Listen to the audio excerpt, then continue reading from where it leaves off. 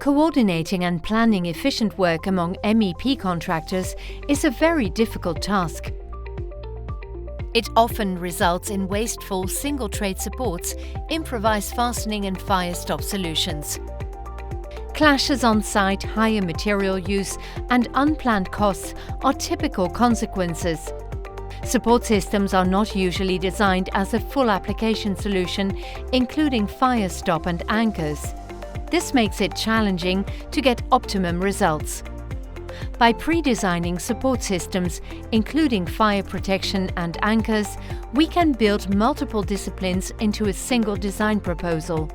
By putting these solutions into your BIM model, you can realize massive optimization potential.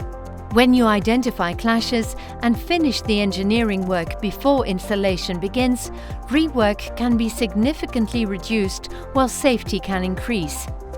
Through multi-trade support systems, you can furthermore reach material savings of up to 50%. We provide suggestions for design optimizations and solutions, which include fastening and fire stop, enabling prefabrication and advanced logistics later on.